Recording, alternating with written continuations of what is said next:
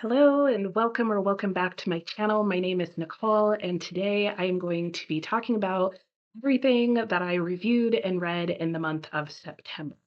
So let's go ahead and get started. I've got a lot to go through, and I'm going to start with the book review, and that is of the book Kokoro by Natsume Soseki.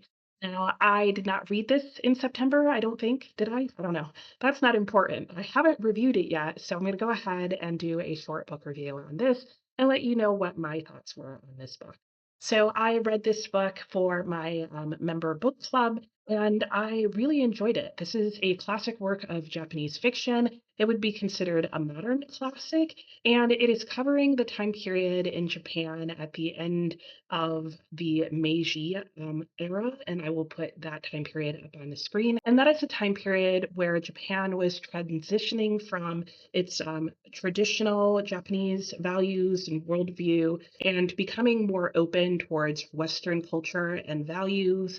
You definitely saw that within the generations. And this was something that the author themselves experienced in their lifetime. They related much more to the traditional Japanese values and the Confucian moral code. And he found himself struggling as things sort of became more westernized. And this book definitely explores those themes and ideas. It covers the concept of isolation, friendship, connection, the values of the heart. Kokoro itself actually means heart.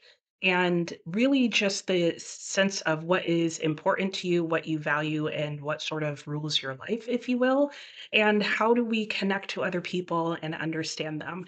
It is a story that is told by an unnamed narrator who is recounting an experience that he had shortly after college, or well, towards the end of his college experience, where he encounters an unknown older gentleman who he calls Sensei, and they end up striking up a friendship. And as this friendship grows, our narrator finds himself more and more incorporated into Sensei's life and style, and he comes to really revere him as a source of wisdom.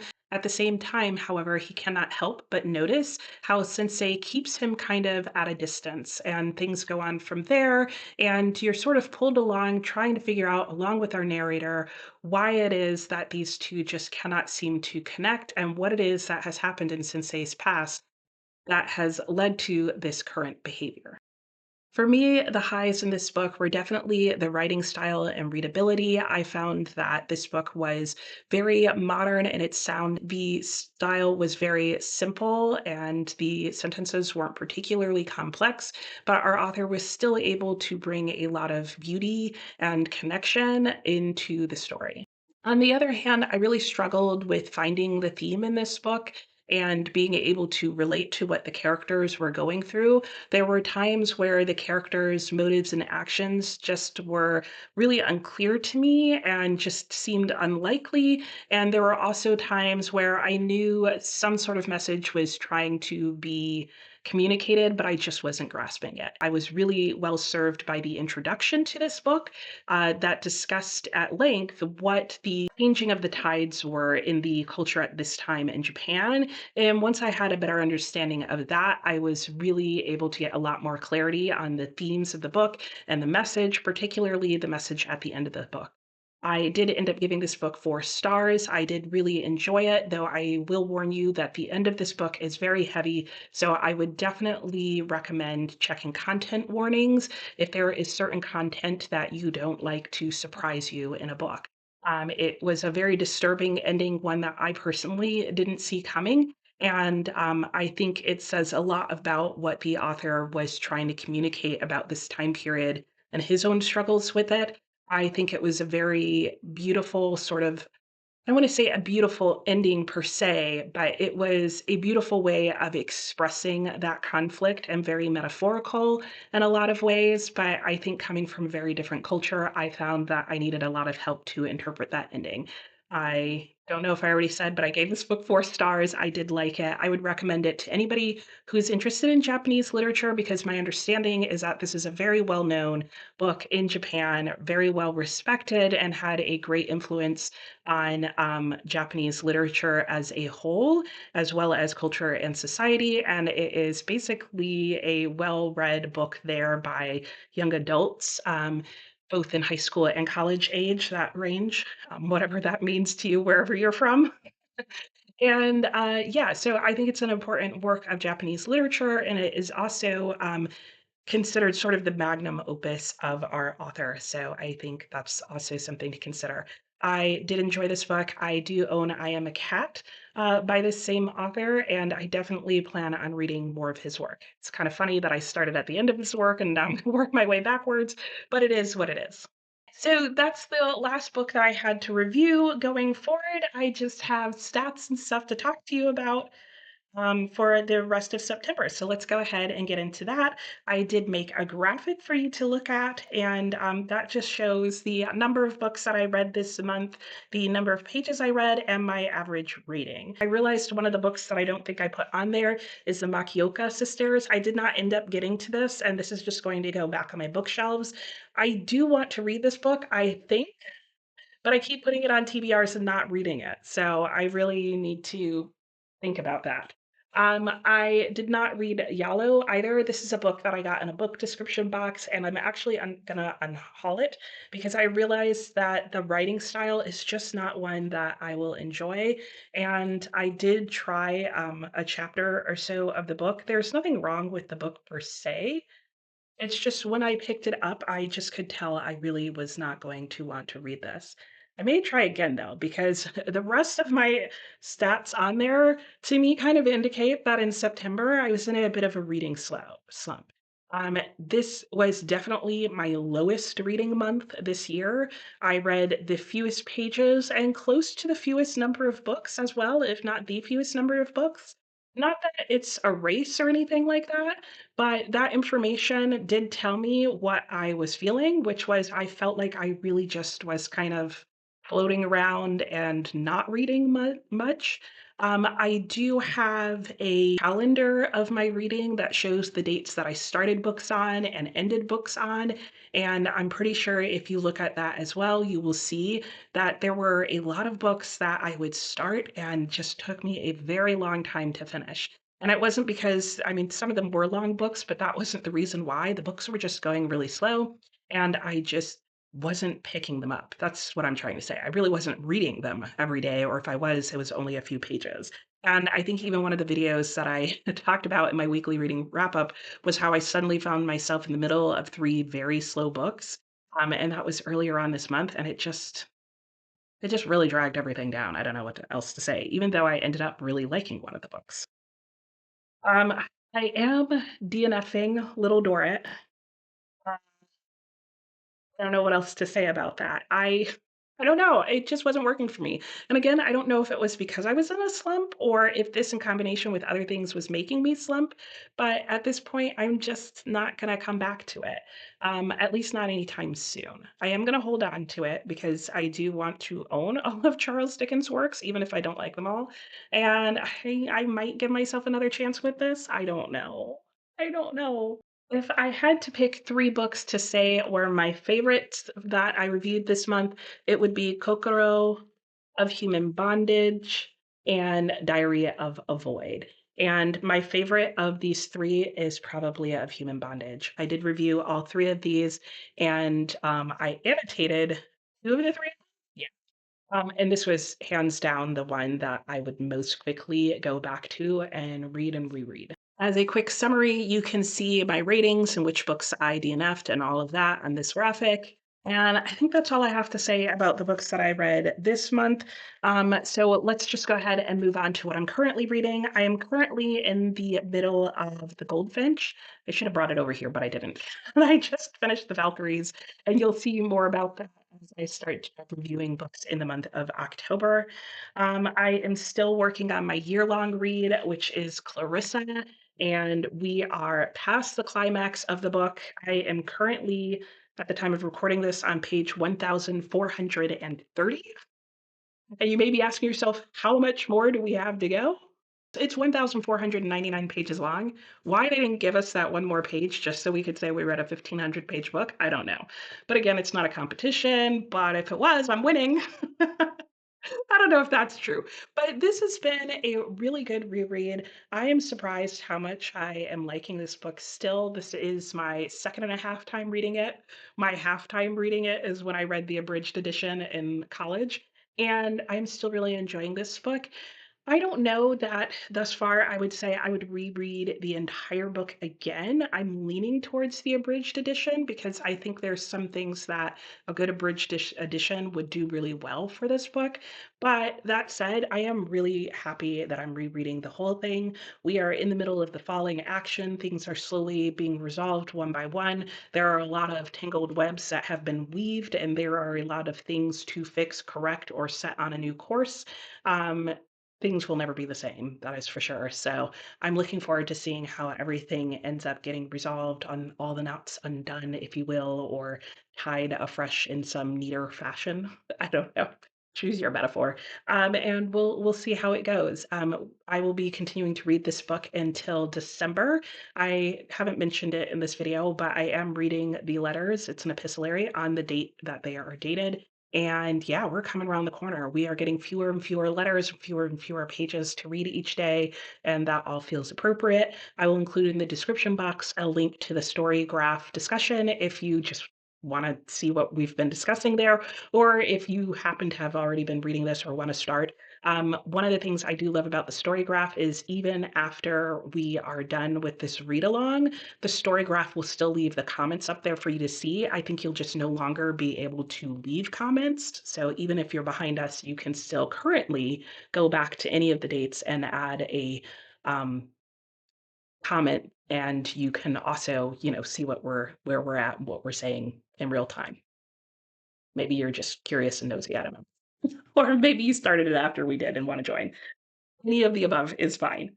Okay, what else do I have to tell you about? Oh, Big Book Summer. Okay, yeah. So I did participate in Big Book Summer in the same manner that I do every summer, which is in a very relaxed manner where I just assume I'm going to read a book over 400 pages and check at the end of the summer whether or not I did.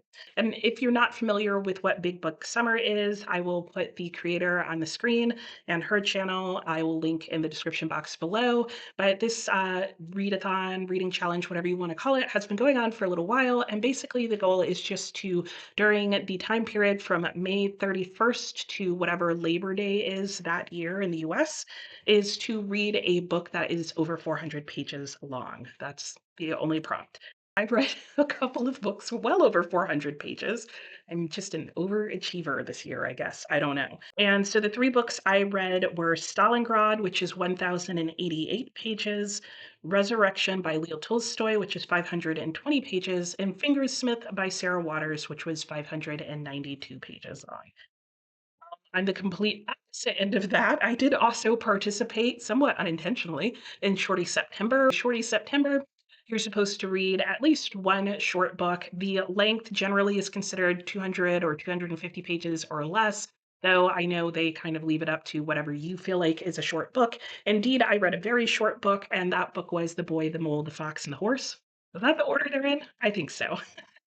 I left that book over on my husband's desk for him to read, so I'll just put that up on the screen as well. But that's actually a children's picture book, and it did fit in very nicely one night when I had a book that I was going to start, but not until the next day, and I had nothing to read all evening and didn't feel like really investing myself in a long read, but I don't know, wanted to exercise my brain. I don't know why, but I read the book and it was very cute and it fit in very nicely in between everything else. Okay, now I have an update for the hardest reading challenge you will ever do, and I guess I will start with the new release that I read. Every month for the hardest reading challenge you will ever do 2.0, Hercule 2.0 announcement, all that stuff in the description yet again. You need to read a new release. And the new release that I read in September was actually my new release for August. You have like a bit of wiggle room as to when you can read it. So I did read and finally finish People Like Us by Jason Mott. And that was a interesting read. It was not as good as I was hoping it was going to be, given that it is basically the sequel for Hell of a Book, which I really enjoyed. But it had some very vital topics being discussed in it that I happened to read at a very timely time. what are my words today? I don't even know. But anyway, I still haven't decided on a new release for the month of September, but I have taken quite a few out from the library and I'm still checking my bookstore. So you'll probably have to wait until the end of October to see what my September new release is. I'm already behind. That's what I'm saying. And then as far as an update of what prompts on the bingo board I have completed, I will show you what my bingo board looks like now. I have not done a great job of keeping track of what I've already talked to you about on there, so sorry. But I have finished 3 different challenges on there, and I will put those challenges up on the screen for you to see, as well as what books I used to complete each of those challenges. I am also doing a challenge with my friend Alex, a stay-at-home reader, and we have created our own high school rereading challenge, really high school required rereading challenge, where we are going back and rereading some of the books that we were required to read for high school. We have a whole little report card on that, and I realized I didn't show you my report card last month. Sorry, it makes you feel like a parent, but here's my report card, mom and dad. It's not going so great. We've done some extra credit, which is we've read some other books to try and make up or at least understand the books that didn't get passing grades. It's been interesting. Thus far, I don't know if I could recommend rereading books that you read in high school, but give it a shot. It's definitely been eye-opening. So, conflicting information. There you go. Okay, so that is everything that is past. Let's get into the future. In the month of October, I will be participating in Victober and Harvest TBR. Why does that not sound correct? That's what I wrote down, but that PBR harvest. That's why it didn't sound right. Okay, get your act together. So in my monthly wrap-ups, I'm now going to be talking about the things that I have to read in the next upcoming month. So here's everything that I have to read in October. Because I would like to participate in Victober, I do need to read at least one novel that is set in Victorian time period and is written by a Victorian author. I think I'm getting that right. There are prompts, but every year I just kind of try and throw a Victorian novel on there. I've been very intentional with it this year. And my member book club pick is actually my pick for Victober, which is Great Expectations by Charles Dickens. It's also the next book that we're reading for our high school required reading challenge if we've finished Grapes of Wrath. So I've really done myself a solid and wrapped everything up in this one book. That's what I'm trying to tell you. So, Great Expectations, it is about Pip. It is a coming of age story, which I love. So, if Charles Dickens and I decide to get along this month, I'm pretty sure I'm really going to enjoy this book. I did read it in high school. It will be a reread for me. I don't recall particularly liking this book, even though I've read the book itself or parts of the book numerous times. So, we'll see how that goes. I'm a little unsure.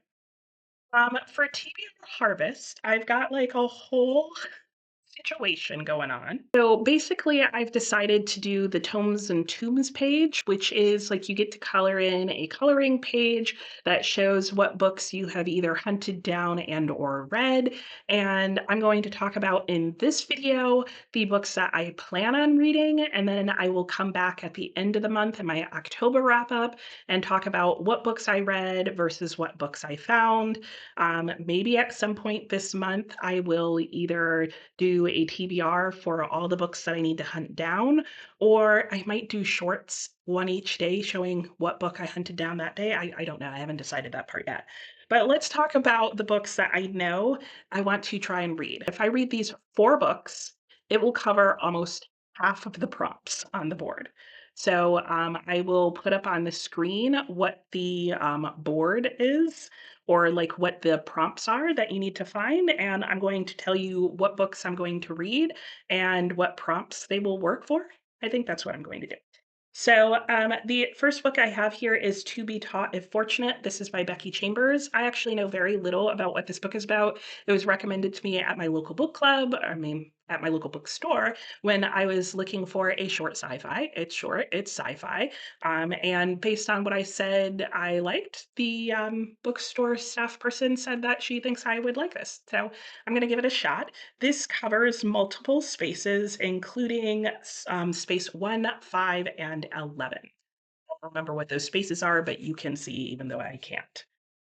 The book that will get me the most prompts, oddly enough, turned out to be an instance of the Fingerpost. So, this is something to keep in mind if you would like to fill in a lot of spaces on the board. I should mention all of these books are on my current TBR. So, they're books that I wanted to read next anyway. So, it's, again, helpful for me to double up in multiple areas. Anyway, an instance of the Fingerpost, if you're looking for a book that covers 7 different spots on the board, this would be it. This is a mystery novel that is told, I think, in 4 different perspectives about a mysterious case. I'm pretty sure it's a murder that happened in 1663.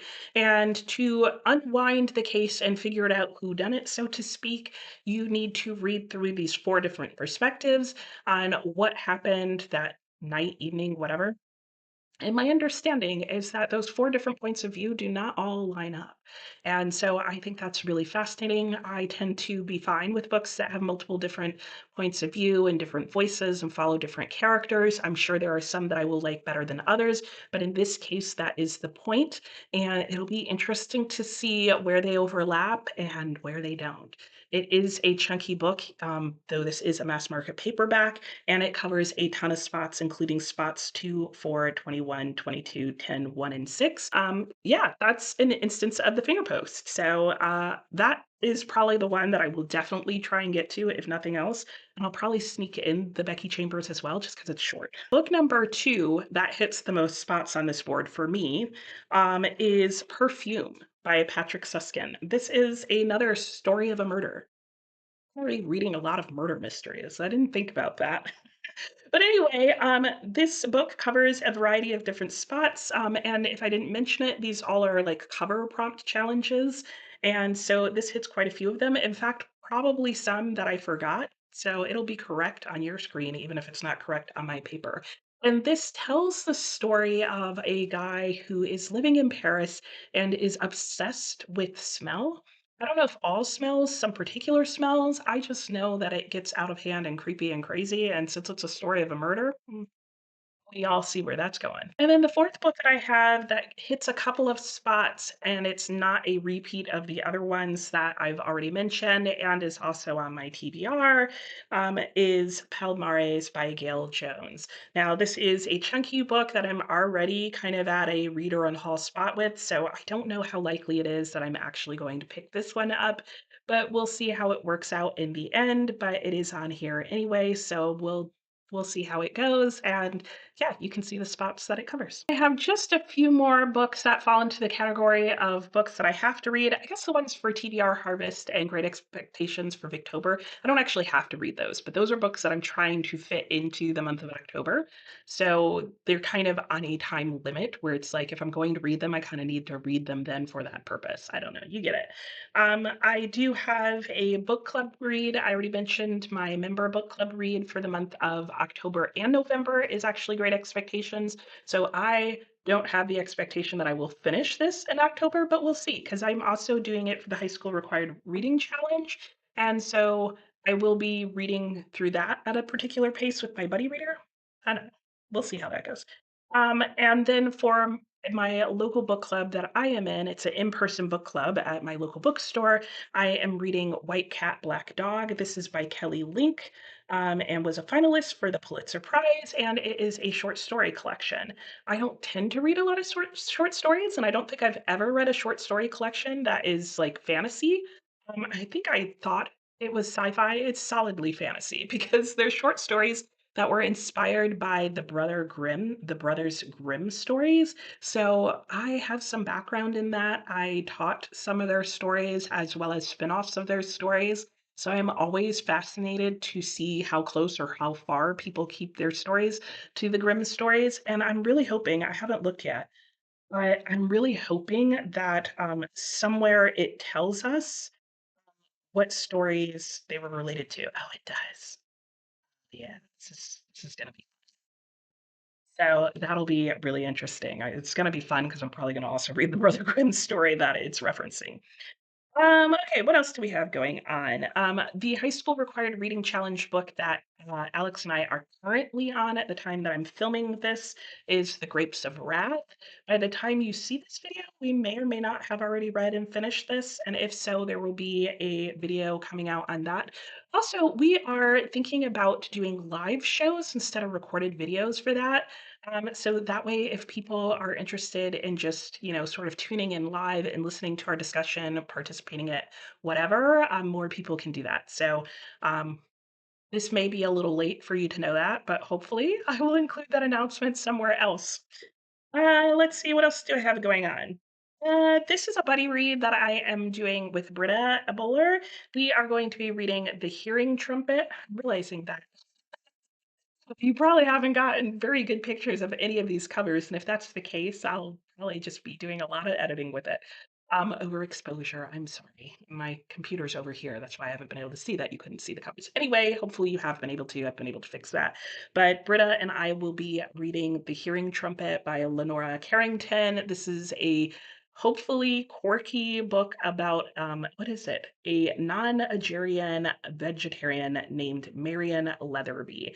And it's promising to be a strange book with some magical realism and odd things happening.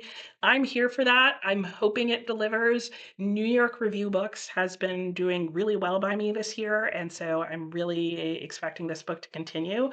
And if nothing else, Britta and I seem to hate the same books. So if we don't like it, we're going to not like it together, and at least that'll make it fun. Okay. I think that is everything. If you want to know the TBR that I'm currently working on, I'm kind of doing it in a, play as I go TBR game fashion. So I will link, I guess, at the end of this video, probably in the card and down below, my most recent TBR as the time of filming this so that you can see that and get an idea of what I'm reading. But at least at the time I'm filming this, I haven't read any of these books except for the ones that were from September. So that was a lot. Hopefully you enjoyed it. Hopefully that's helpful and gives you an idea of what I'm doing. And I'll talk to you next time. Let me know how your reading is going and how your September went. Were you in a reading slump? Because I definitely think I was.